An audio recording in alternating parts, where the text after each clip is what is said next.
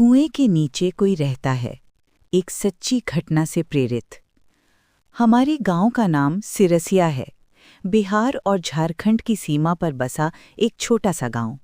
बाहर से देखने पर बिल्कुल साधारण, मिट्टी के घर, पीपल का पेड़, मंदिर की घंटी और खेतों में बहती हवा।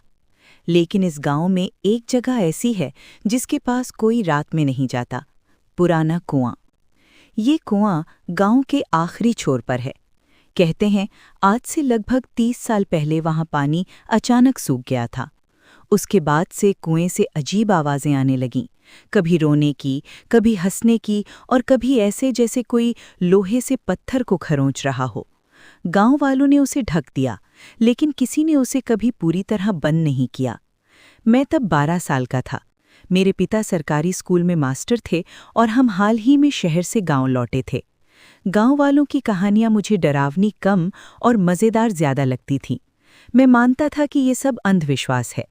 एक शाम गर्मी बहुत थी, बिजली नहीं थी और माँ ने मुझे बाहर जाकर हवा खाने को कहा। मैं अपने दोस्त राजू के साथ खेतों की तरफ निकल गया। चलते चलते हम कुएं के पास पहुंच गए। राजू रुक गया। यहीं तक, उसने कहा, आगे नहीं। मैं हंसा, डरपोक, चल अंदर झांकते हैं। राजू ने मना किया, लेकिन मेरी जिद के आगे वो भी चल पड़ा। जैसे ही हम कुएं के पास पहुंचे, हवा अचानक ठंडी हो गई।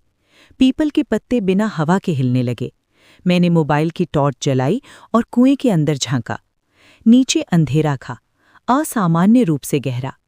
तभी छप छप छप, जैसे कोई गीले पैर घसीट रहा हो।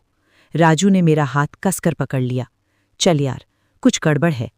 मैं कुछ बोल ही रहा था कि कुएं के अंदर से एक धीमी आवाज आई, पानी दे दो।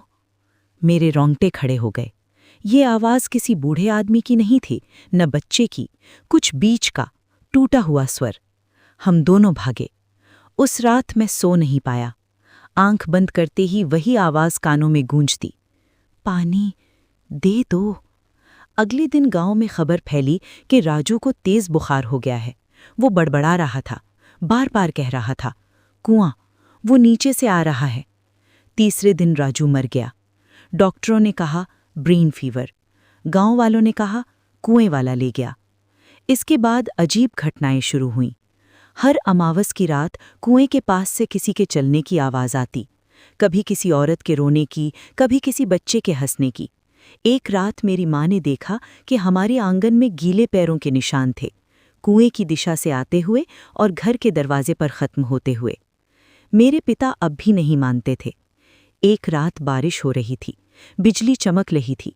अचानक दरवाजे पर जोर की दस्तक हुई। धड़ाम धड़ाम। पिता ने दरवाज़ा खोला। बाहर कोई नहीं था, लेकिन जमीन पर पानी टपक रहा था, जैसे कोई अभी अभी वहां खड़ा था। उस रात मैंने सपना देखा। मैं कुएं के अंदर था।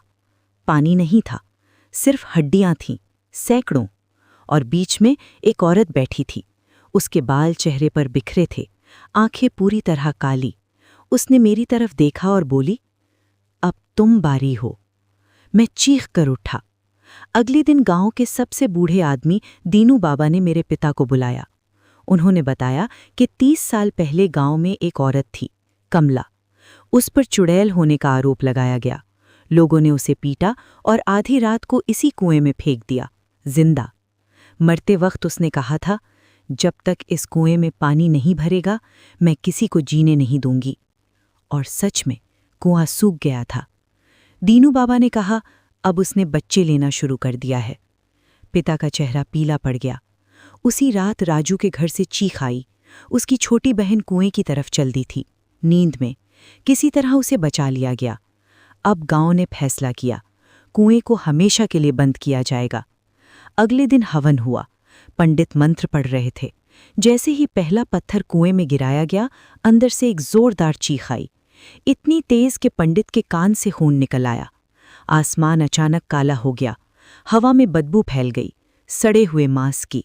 और तभी कुएं से एक हाथ बाहर आया, सफ़ेद, गलता हुआ, नाखून असामान्य रूप से लंबे। भीड़ चीखती हुई भागी।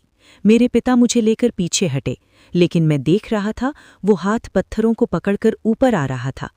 दीनू बाबा ने चिल्लाकर कहा, पानी डालो, इसे पानी चाहिए। लोग घबराकर कुएं में पानी डालने लगे। बाल्टियां, घड़े, जो मिला। जैसे ही पानी भरने लगा, वो हाथ धीरे धीरे नीचे चला गया। आखिरकार कुआं भर गया। इस दिन के बाद सब शांत हो गया। हम गांव छोड़कर शहर चले आए।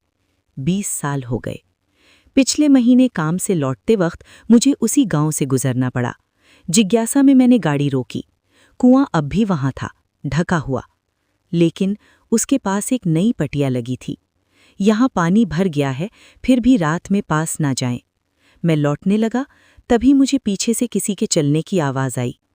छप छप छप, और एक जाना पहचाना स्वर मेरे कान में फुसफुसाया, पानी तो मिल गया, अब साथ चाहिए। मैंने पलटकर नहीं देखा। आज भी मैं सपनों में गीले पैरों के निशान देखता हूं, मेरे बिस्तर तक आते हुए, और मुझे यकीन है कि वो अब भी मेरे पीछे है।